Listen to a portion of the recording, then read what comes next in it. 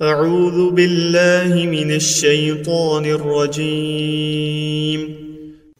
پناہ مانگتا ہوں میں اللہ کی شیطان مردود سے۔ بسم اللہ الرحمن الرحیم۔ اللہ کے نام سے جو بڑا مہربان نہایت رحم فرمانے والا ہے۔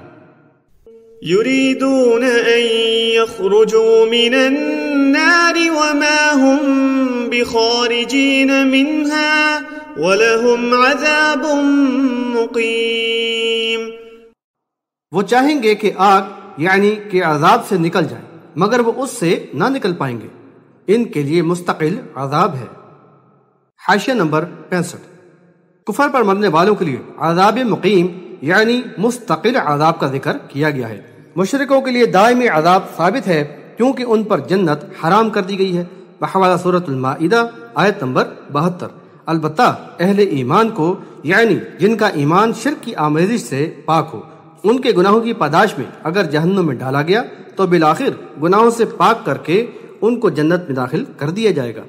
نبی صلی اللہ علیہ وسلم نے فرمایا کہ جس کو اس حال میں موت آئی کہ وہ شرک نہیں کرتا تھا تو وہ جنت میں داخل ہوگا، اور جو شرک کرتے ہوئے مرا تو وہ جہنم میں داخل ہوگا۔ بحوالہ مسلم کتاب الایمان باب الدلیل علی من مات لا یشرک باللہ شیئا دخل الجنہ وان من مات مشرکا دخل النار۔ نیز معراج کے 3 تحفوں میں سے ایک یہ وعدہ ہے کہ شرک نہ کرنے والے کے تمام گناہوں کی معافی ہو جائے گی۔ بحوالہ مسلم کتاب الایمان باب فی ذکر سدرۃ المنتہی۔ والسارق والسارقة فاقطعوا أيديهما جزاء بما كسبا نكالا من الله والله عزيز حكيم۔ اور چوری کرنے والے مرد اور چوری کرنے والی عورت دونوں ہی کے ہاتھ کاٹ دو، یہ ہے ان کی کمائی کا بدلہ اور اللہ کی طرف سے عبرت ناک سزا، اور اللہ زبردست ہے، حکمت والا ہے۔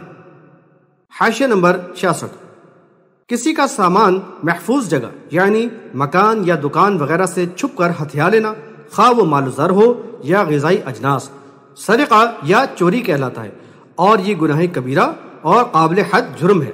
نبی صلی اللہ علیہ وسلم نے اس فعل قبیح پر لعنت فرمائی ہے، فرمایا اللہ کی لعنت ہو چور پر، انڈا چراتا ہے اور اس کا ہاتھ کاٹ دیا جاتا ہے، رسی چراتا ہے اور اس کا ہاتھ کاٹ دیا جاتا ہے۔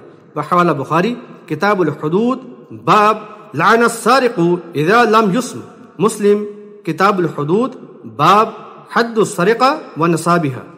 ایک دوسری روایت میں ہے کہ آپ صلی اللہ علیہ وسلم نے فرمایا زنا کرنے والا زنا نہیں کرتا اس حال میں کہ وہ مومن ہو، اور چور چوری نہیں کرتا اس حال میں کہ وہ مومن ہو۔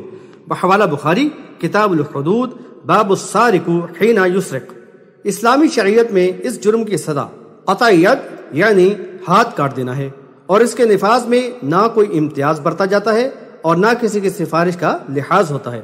حکیم رب کی طرف سے یہ عبرت ناک سزا مقرر کی گئی ہے تاکہ لوگوں کو عبرت ہو اور جرائم کا سد باب ہو۔ نبی صلی اللہ علیہ وسلم کے دور میں ایک مخزومی عورت نے چوری کی، اسامہ رضی اللہ عنہ سے اس کے لیے سفارش کرائی گئی۔ آپ صلی اللہ علیہ وسلم نے خطبہ دیا اور فرمایا کہ تم سے پہلے لوگ اسی لیے ہلاک ہوئے کہ ان میں اگر کوئی غریب چوری کرتا تو اس پر حد قائم ہوتی، اور اگر کوئی شریف کرتا تو اسے چھوڑ دیا جاتا۔ اللہ کی قسم اگر فاطمہ رضی اللہ عنہا بنت محمد صلی اللہ علیہ وسلم چوری کرتی تو محمد صلی اللہ علیہ وسلم اس کا ہاتھ کاٹ دیتا۔ بحوالہ بخاری کتاب الحدود باب کراہیت الشفاعہ فی الحد اذا رفع الی السلطان۔ اور مسلم کی ایک روایت میں اضافہ ہے کہ آپ صلی اللہ علیہ وسلم نے حکم دیا اور اس عورت کا ہاتھ کاٹ دیا گیا۔ بحوالہ مسلم کتاب الحدود باب قطع السارق الشریف وغیرہ نہا عن شفاعتی فی الحدود۔ یہ بات باعث حیرت ہے کہ مغربیت زدہ معترضین کو اسلامی حدود کا قانون تو پرتشدد معلوم ہوتا ہے، اور اسلام کے خلاف پروپیگنڈے میں اس کو خوب اچھالا جاتا ہے، جبکہ خود ان کے چہیتوں کے ہاتھوں بے شمار انسانوں کے خون بہانے، آبروئیں لوٹنے اور انسانیت سوز ظلم و تشدد پر یہ جمہوریت کے علم بردار اور امن کے دعویدار مہر بلب ہیں۔ گویا ان کے نزدیک یہ بہیمانہ مظالم قابل ذکر ہی نہیں، اور تو اور خود کلمہ گو افراد کے ہاتھوں بے شمار معصوم جانوں کی ہلاکت بھی ان کے نزدیک کوئی اہمیت نہیں رکھتی، لیکن ان سب کو اسلامی قانون حدود ظالمانہ نظر آتا ہے۔ امر واقعہ یہ ہے کہ یہ سخت سزائیں انسانی معاشرے کے لیے بہت ہی مفید اور دور رس نتائج کی حامل ہیں، اور بلا شبہ اسلامی ریاست میں امن و سکون اور عدل و انصاف کی ضامن ہے۔ یہ ایک ناقابل تردید حقیقت ہے کہ چور کے ہاتھ کاٹ دینے، زانی کو کوڑے مارنے یا سنگسار کر دینے اور قتل ناحق کے مجرم کو تختہ دار تک پہنچانے کے چند ہی واقعات سے لوگوں کو ایسی عبرت ہوتی ہے کہ معاشرے کے لاکھوں افراد کی جان و مال اور عزت و آبرو پوری طرح محفوظ ہو جاتی ہے۔ اس کا بیان ثبوت نبی صلی اللہ علیہ وسلم اور خلفائے راشدین رضی اللہ عنہم کا دور ہے، اور وہ ممالک بھی جہاں یہ قانون اب بھی نافذ العمل ہے۔ کیا ایسے قانون کو ظالمانہ کہنا جاہلانہ عصبیت اور اسلام دشمنی کا شاخسانہ نہیں؟ اور کیا یہ انداز فکر جرائم کی حوصلہ افزائی میں معاون نہیں؟ یہ بات بھی قابل غور ہے کہ جسم کے کسی حصے میں کوئی پھوڑا یا گلٹی خراب ہو کر ناسور بن جائے تو کیا اسی وقت اس کا آپریشن کر کے نکال دینا اور اس حصے کی صفائی کر دینا ظالمانہ فعل ہوگا، یا اس کو اسی حال میں چھوڑ دینا ظلم ہوگا کہ وہ خراب ہو کر موذی مرض کینسر کی شکل میں پورے جسم میں پھیل جائے اور باعث ہلاکت ہو؟ دراصل ایسے اعتراض کرنے والے یہ بھول جاتے ہیں کہ قرآن کتاب اللہ ہے اور ہر قسم کے شک و شبے سے بالا تر ہے۔ اس کے احکامات انسانی ضروریات اور اس کے فطری تقاضوں کو پوری طرح محفوظ رکھے ہوئے ہی نازل کیے گئے ہیں۔ کیا انسانوں کے خالق سے زیادہ انسانی ضروریات اور فطری تقاضوں کا ادراک و احاطہ کوئی اور کر سکتا ہے؟ احادیث میں اس قانون کے عملی پہلوؤں اور مختلف مسائل کو تفصیل سے بیان کیا گیا ہے۔ یہاں کچھ احادیث بطور اختصار پیش کی جاتی ہیں۔ الف، عائشہ رضی اللہ عنہا سے روایت ہے کہ نبی صلی اللہ علیہ وسلم نے فرمایا کہ چوتھائی دینار یا اس سے زیادہ کی چوری پر ہاتھ کاٹا جائے۔ بحوالہ بخاری کتاب الحدود، باب قول اللہ تعالی السارق والسارقة فاقطعوا ایدیہما، بحوالہ سورۃ المائدہ آیت نمبر 38۔ وفی کم یقطع، اسی باب میں عبداللہ بن عمر رضی اللہ عنہما سے روایت ہے کہ رسول صلی اللہ علیہ وسلم نے ایک ڈھال کی چوری پر جس کی قیمت 3 درہم تھی ہاتھ کاٹا، اور عائشہ رضی اللہ عنہا کی ایک روایت میں ہے کہ نبی صلی اللہ علیہ وسلم کے عہد میں جحفہ یا ڈھال کی قیمت سے کم پر ہاتھ نہیں کاٹا گیا۔ چوری اور اس کے نصاب پر بخاری و مسلم کی متعدد روایات سے یہ ثابت ہے کہ ڈھال یا اس کے برابر یا زیادہ قیمت کی اشیاء کی چوری پر ہاتھ کاٹا جاتا، اور یہ چوتھائی دینار یا 3 درہم کے برابر ہوتی، اور اس سے کم پر یہ حد نافذ نہ ہوتی۔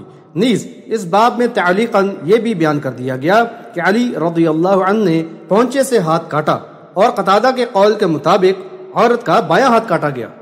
بے، مشکات میں کتاب الحدود کے باب قطع السرقہ میں موطا امام مالک اور سنن کی جو روایات منقول ہیں ان سے ثابت ہوتا ہے کہ ایک دفعہ چوری پر چور کا ایک ہاتھ یعنی داہنا ہاتھ پونچے سے کاٹا جائے گا، دوسری مرتبہ چوری پر بایاں پیر کاٹ دیا جائے گا۔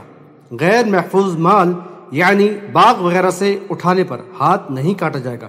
نیز بھوک کی حالت میں باغ کے پھل یعنی کھجور وغیرہ کھا لینے پر سزا نہیں، البتہ ساتھ لے جانے پر اشیاء کی دگنی قیمت وصول کی جائے گی، اور تادیباً چور کو مارا بھی جائے گا۔ لیکن محفوظ جگہ یعنی جیسے دکان، مکان اور گودام وغیرہ سے پھل وغیرہ چرانے پر، یعنی اگر مال کی قیمت ڈھال کی قیمت کے برابر یا زیادہ ہو تو ہاتھ کاٹا جائے گا۔ ان روایات سے یہ بھی ثابت ہے کہ خیانت یا لوٹ کھسوٹ پر ہاتھ نہیں کاٹا جائے گا، دوسری کوئی سزا یعنی جرم کے لحاظ سے دی جائے گی۔ نیز گھر پر حملہ کر کے لوٹ مار کرنے یا قتل وغیرہ کے معاملے میں محاربین کی سزا کا اطلاق ہوگا، جو اس سے پہلے بیان کر دی گئی ہے۔ مال کا مالک اگر حاکم کے پاس جانے سے پہلے چور کو معاف کر دے تو ہاتھ نہ کاٹا جائے، لیکن حاکم تک پہنچنے کے بعد کوئی سفارش جائز نہیں، چنانچہ اسامہ رضی اللہ عنہ کی سفارش قبول نہ کی گئی، جس کا اوپر ذکر ہو چکا ہے۔ چور کو اس کے کرتوت کی سزا دینے کے بعد مال مسروقہ اس کے مالک کے حوالے کر دیا جائے گا۔ فمن تاب من بعد ظلمه وأصلح فإن الله يتوب عليه إن الله غفور رحيم۔ پھر جس نے اپنے ظلم کے بعد توبہ کر لی اور اصلاح کر لی تو اللہ اس کی توبہ قبول کر لیتا ہے، بے شک اللہ بہت زیادہ بخشنے والا رحم کرنے والا ہے۔ حاشیہ نمبر 67۔ چور کی توبہ نفاذ حد کے ساتھ ہے۔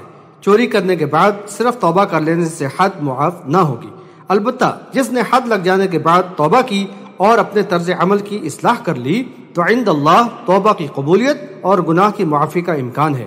سارق کی گواہی قبول نہ ہوگی، لیکن حد لگ جانے اور توبہ و اصلاح کے بعد اس کی گواہی قبول کی جائے گی۔ عائشہ رضی اللہ عنہا کی روایت میں ہے کہ ایک عورت نے چوری کی تو رسول صلی اللہ علیہ وسلم نے اس کا ہاتھ کٹوا دیا۔